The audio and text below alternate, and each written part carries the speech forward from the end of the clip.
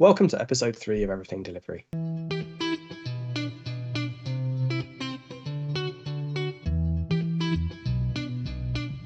this podcast, we will discuss anything and everything that helps deliver value to clients while maintaining a healthy and happy organisation.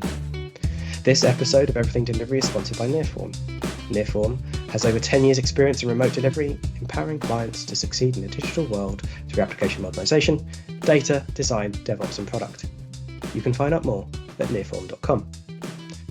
I'm Dan Close, and I'm here with my co-host Luca Lanziani, and after much delay, we're going to talk about FinOps. However, if you aren't already aware, last week we launched a new format named Digital Pulse. So Digital Pulse is where we discuss the exciting things that are happening in and around the tech space, and if you haven't, I'd encourage you to go check it out. You can find it at everything.delivery/Digital Pulse. So now, back to FinOps. Luca, do you want to tell me a story about FinOps? Yes, why not? Let me tell you the story about Amazon. Do you know Amazon? The famous bookstore? Yes. Okay. So early 2000 or something like that, Amazon started to have his own data centers to sell those books, right? To support their business. And around the time, they started to implement an API layer. We're not going to go into details on the whys and so on. There is a story online. You can go and read it. I'm pretty sure that Dan has read that already. And what they did, they decided to put an interface in front of the hardware and started interfacing with the hardware through the APIs, right? So giving APIs to their internal team to provision their infrastructure. Now, what was interesting for them around the time is that the same interface could have worked for other people, right? So they spotted an opportunity and they said, why don't we create the cloud? Before that, I'm pretty sure that we all remember, right, when we had data centers. The lovely data centers when you needed more resources, you had to order your own server. Server needs to be shipped, and if you were lucky, in 2 weeks, but that was very when you were lucky, right? They had the right model was available and so on, right? You had the new server installed in your rack, and then around the same time a disk broke in another server and you had to restart the whole process. Now, we went from that to an API layer. Amazon, that then became AWS, was giving you this API layer, and that's how the cloud was born. Now, the cloud was this new magical environment that we say multiple times. I realized that we don't say that as much anymore when we say the cloud is just someone else's computer, right? Where the resources were always at your disposal. You were able to scale up and down as needed. So it was a very good premise, right? You just had an API interface, so you didn't have to open tickets, right? You just had to ask for more resources, and the resources was there to you. And not just that, but you had all the support of maintaining the hardware up and running, right? Having redundancy and so on, right? Insurances. Now the time goes by, and right now AWS is not just selling computes, but it's selling all tons of support services, right? We have queue systems, we have database, we have authentication systems, we have policy systems, right? And it became this very complex, interconnected set of services that allow you, again, to move very fast while not having to think too much about the, let's say, again, security. But it's not that you don't have to think. Let me rephrase that, right? But you have some functionalities that are built in that allow you to have. You can pay attention to different pieces as you go along. Right? You can encrypt data rest. Prioritize that list. You can almost check a box and encrypt data rest and on fly, but you still have to check the box. That's why I'm saying you still have to pay attention, right? And you can have multiple nines of availabilities if you go with certain services. Look at S3 or look at DynamoDBs. And so on. Obviously, we're talking about AWS. Let's not forget that Google Cloud is the same. Azure is doing the same, right? So we have now a plethora of cloud services. That seems amazing, right? Are there any downsides? Awesome. Because people now should definitely use the cloud because of all these nice functionalities. Absolutely, right? And the functionality is nice. And as you said, right, it makes things so much easier to get up and running. But what we've started to realize is that what looked like a cheaper alternative was cheaper in regards to certain things, you say, like backups and recovery and things like this. Actually, there is a cost associated with that, right? So if you take a look at the cost of a machine like a Dell server that you might slot under your desk and run, and you then compare that to the price of a similar Amazon machine, you might notice that the cost per resource is considerably higher when you look at the Dell versus Amazon. Now, there's a reason for that, right? You're effectively, it's kind of like insurance that you're paying for. Yeah, I mean, you're not just paying the hardware, right? You're definitely not just paying the hardware. No, but you're paying to make sure that it's connected, that it's available, that the backups are happening. As you say, that simple tick box, you pay for that. It's just if you lose that, if you lose that, you know that you're gonna have a new one right away. You also pay for that, right? Yeah. Don't worry. There's a vulnerability. We'll patch it at 12 o'clock tonight. You won't notice a single thing, as opposed to paying 3 folks to go to a data center, not sleep, time and up. Again, you have to get really good at working out how to balance costs, or how to where the numbers are going. And it's quite interesting because when you start looking at a simple system like a basic web server that might have a load balancer, a simple server, and a database at the end, even that simple chain of things is phenomenally hard. There's a lot of variations within each of those kind of spaces, right? There's a cost associated with each one of those variants. So doing the math in your head to know how much that simple little setup is going to cost can be complicated, and it actually can get quite good fun, because the moment you start scaling a little bit beyond that, even doing it in a spreadsheet becomes incredibly hard, I think. Right? So I've worked in various places where the granularity on which we're paying things right now, it's crazy. Right. It's nice, but Google came up with something to help with this, right? There was something. Yeah, so it's crazy that now even Google has to have the non-abstract large system design. It's an exercise that Google people go through when they design systems to predict how much they're gonna use, right? And the fact that we have to do that, we got down to that level of. I'm pretty sure that it has to do with the size of Google, right? But it gives you an indication of how much you have to understand of a system to predict the usage of resources. And if that is hard, imagine now adding the extra layer of complexity of putting cost on each one of those resources, right? So gigabyte, the byte per second in throughput, right? The bandwidth, the CPU resources, and then all the other things that you pay, like the database, the queue system that is paid maybe per message. I don't remember what is all these things, right? It becomes crazy difficult. And it's a fundamental problem, right? Because previously we knew exactly what tin we had in a data center. We knew exactly what was running on it. Again, the estate is small. It's a different problem. The estate is smaller, but it means that you have to concentrate, and you're motivated to concentrate. But also you were paying advance, right? You were paying in advance. You knew, because when you bought a server, the server cost was clear from the start. So you pay, maybe it was more expensive, but once you paid, I don't know, 100K, I'm just throwing numbers right now, right? That's the cost. It's a fixed cost. You had a fixed number of resources, and that's what you had, right? There's also that fact. Yeah. I mean, you do the same with Amazon, same with GCP, probably the same with Azure. I mean, it's, again, still those costs, slightly different model each time, slightly harder to work out. As your estate grows, it becomes increasingly hard, and then you have to work out, am I going to need to commit to this service for 3 years in order to save this money? Fundamentally very hard, right? It's kind of, if you're slightly risk averse, which a lot of businesses are, it's going to be, well, we'll just suck it and see for the moment, see what happens, pay a large rate, and then forget that you're paying a large rate, which is not a great place to be. And then I think you mentioned this as well, from a developer side, if you're on an estate and you know the size of it, you know what resources you've got at hand, you have to work within those constraints. Yes. Now, I'm sure anyone who's going to be honest with themselves will at some point in their life been working on a problem and gone, you know what, this thing that I'm doing isn't quite fitting on this machine.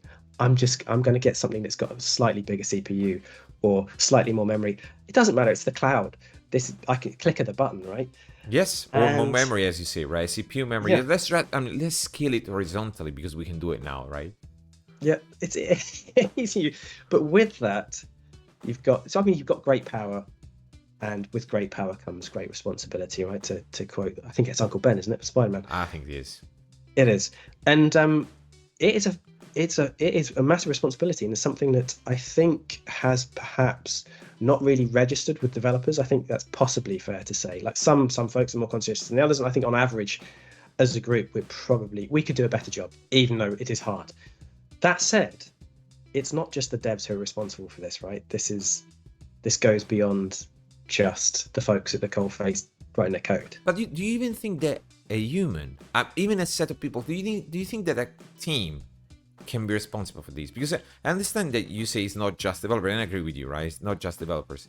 But while before, let's go back to data center, right? The data center example. While in the data center example, it was okay to have the financial department be responsible for, putting the plan in place to buy more servers, and then you have multiple years to actually recover it from that spend, right? Yep.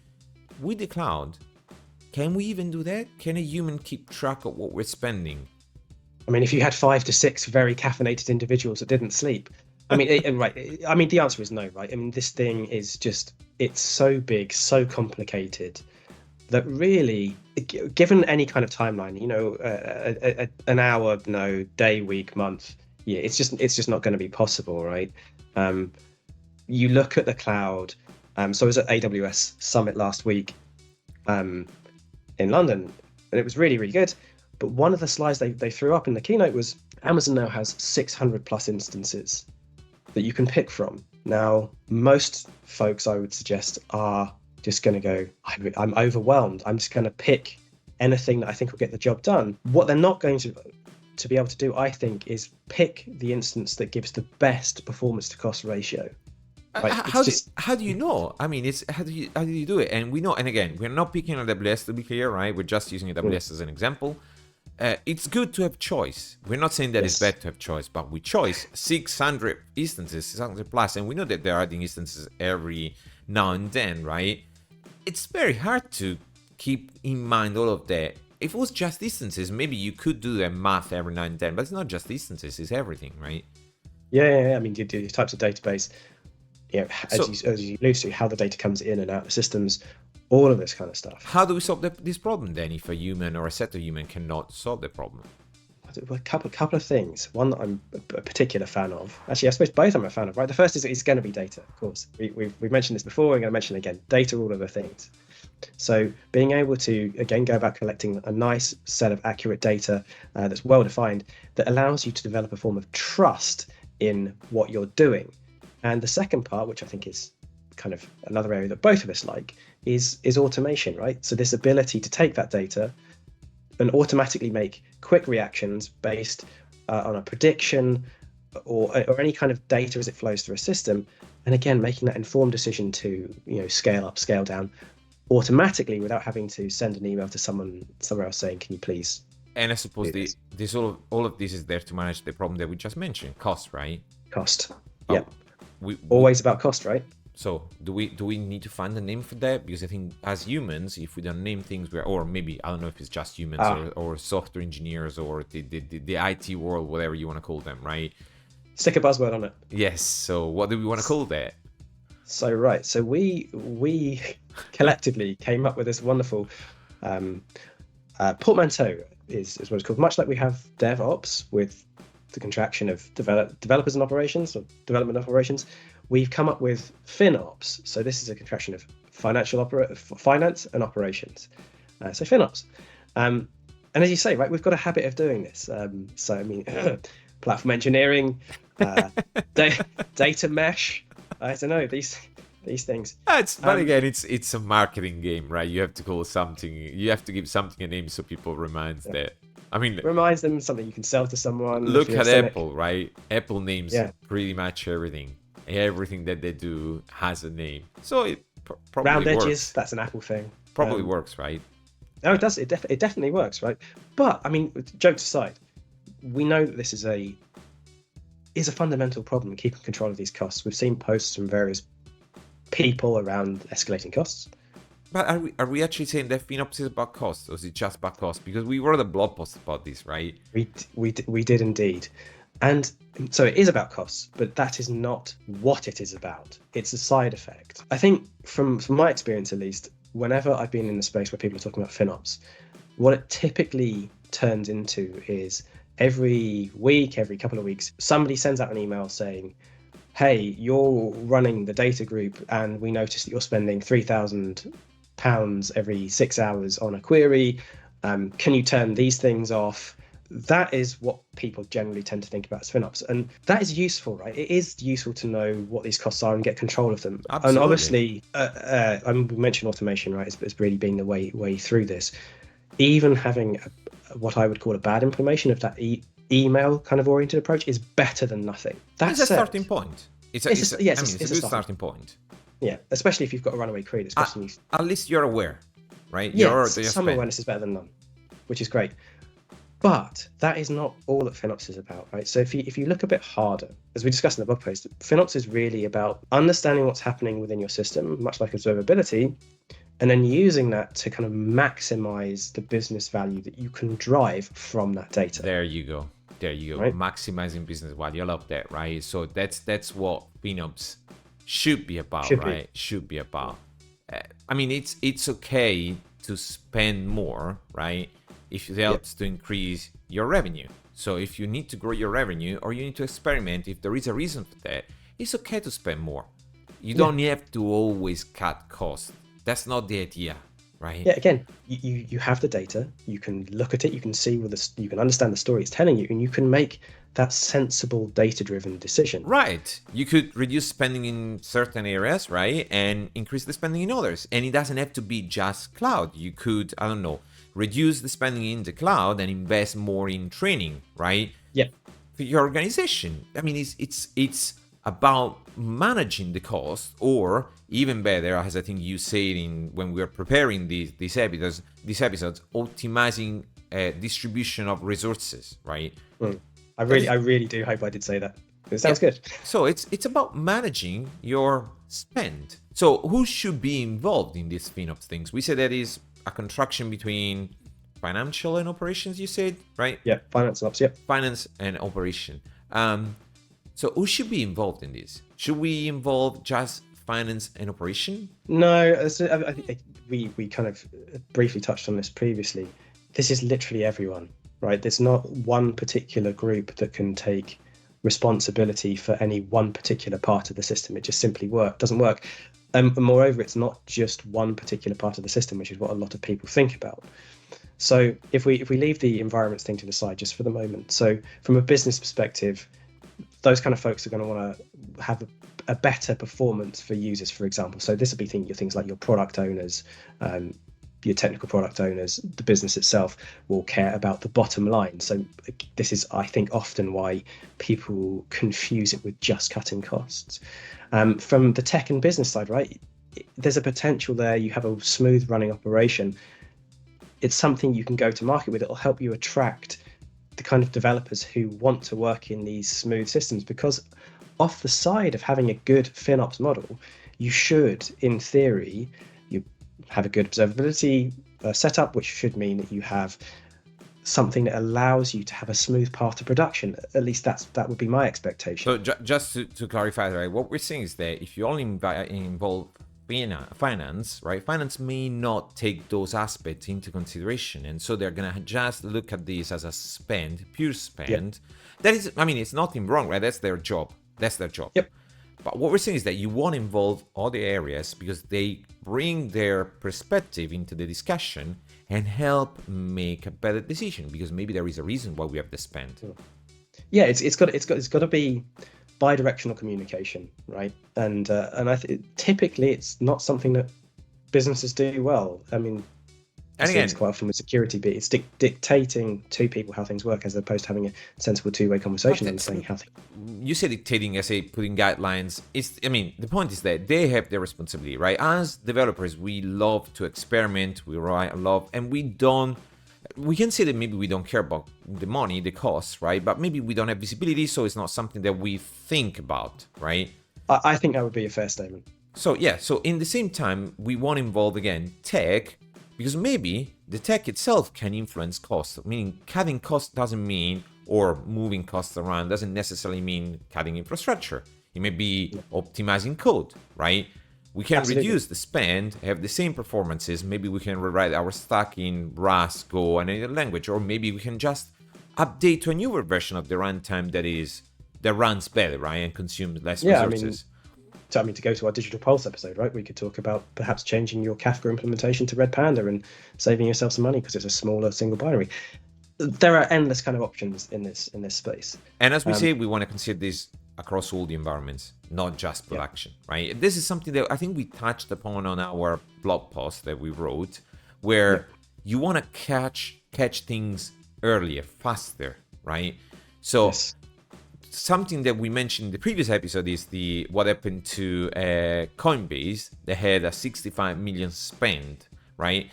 Because they weren't probably watching enough what was happening. Again, go listen to the episode, because we also said that they were right not to care because they were growing fast. But again, if you don't move fast enough, you can have bad surprises, right? Actually, we heard multiple times online, look, I just got this huge bill from Amazon because X, Y, and Z, right? I had more traffic, I forgot to shut down resources. That's what happens if you wait too much, right? Yeah. So, I'm only ever going to do it in production. And it's only really production I care about, because nothing really matters in development, surely. Now, imagine you're a developer, right? You change your code, and in your business logic, you move from one API call to two API calls, right? Just a small change. I'm going to do a head. It's just dev. Yeah, I'm going to do a head before of a get. I'm going to check if a file is there before getting the file, or something like that, right? Or before doing the put. For whatever reason. I just want to check if the content is already there before doing the put. And if that change is in the hop path, right, and that hop path is hit millions of times in production, you just doubled a huge spend, right? Yep. Now, that's why you want to monitor that even in dev. Now, we say that, again, I think in the blog post, imagine having tests, right, that are monitored for cost. Imagine if you can catch that on tests. You just see that a test case just doubled its spend. Maybe that can be an alarm, right?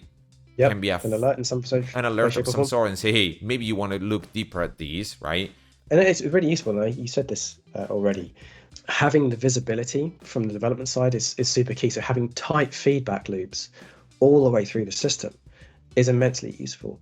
And again, to claw my way back to data and also to observability, right? This is one of the spaces that is super key. So if someone takes a data contract and changes a data contract, you could fundamentally break a system, can have all sorts of nasty side effects.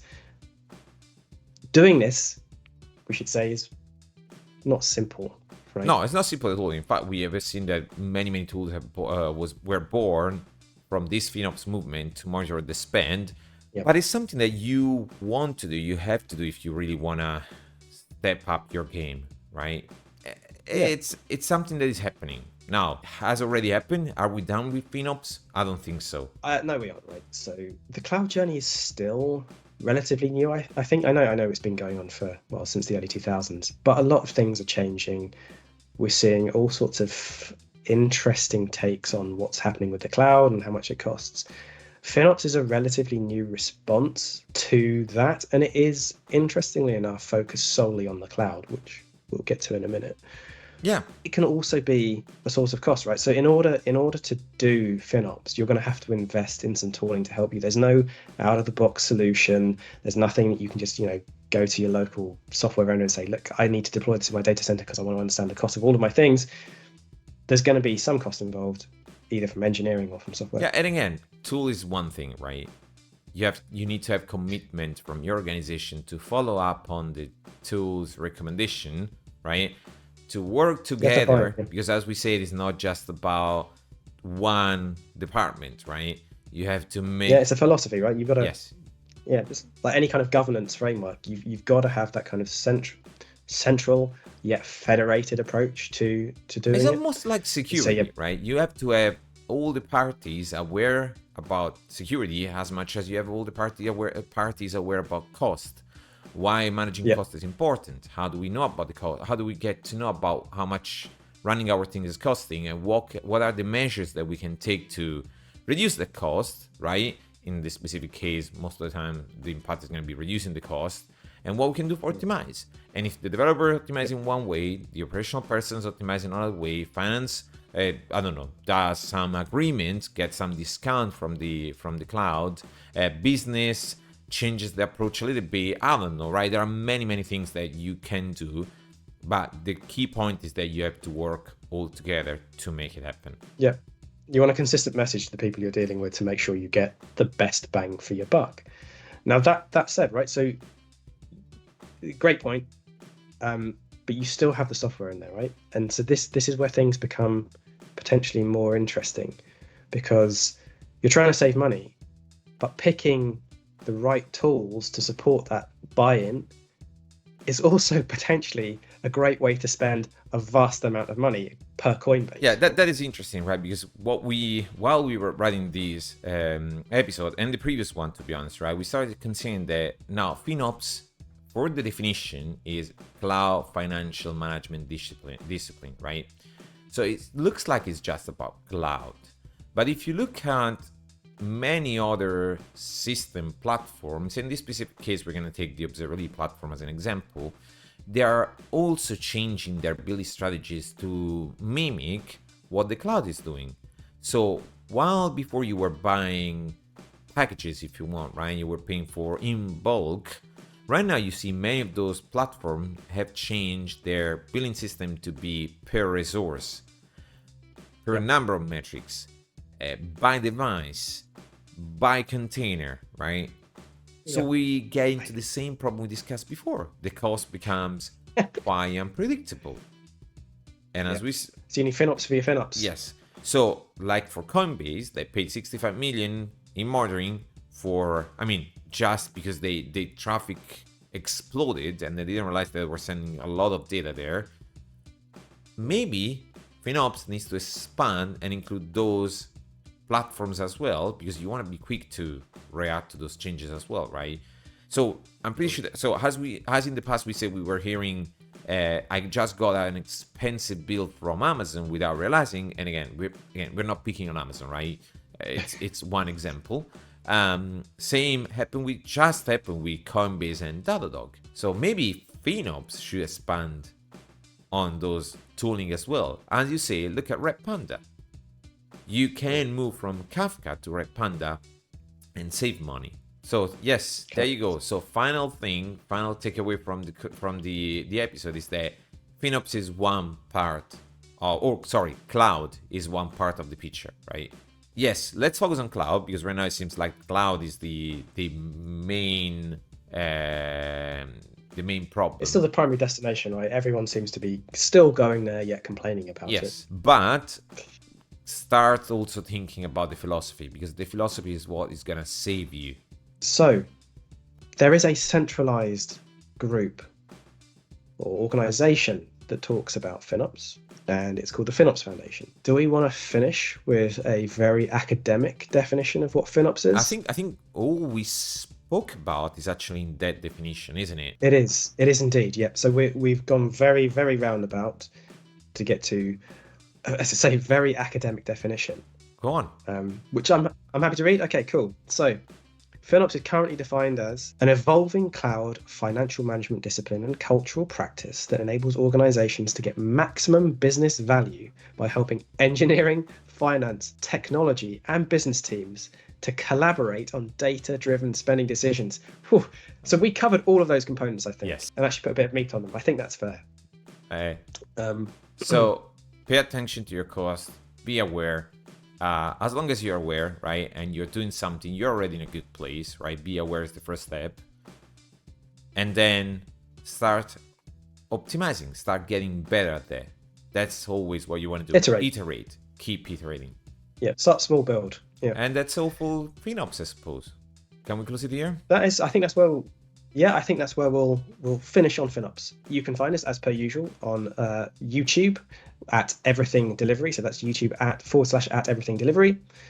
The podcasts, both Digital Pulse and Everything Delivery, are available on Spotify and Apple Podcasts. Individually, you can find us on Twitch, Discord, and Twitter. I'd encourage you to reach out, give us a like, give us a comment. And with that, I'd say thank you very much for listening. And if you want to talk more about FinOps, we're open to that, right? We absolutely are. Love it. Cool. Okay, thanks a lot, Dan. Thanks a lot, everyone that is listening. Good. Cheers. I'll Bye. see you next time. Bye-bye.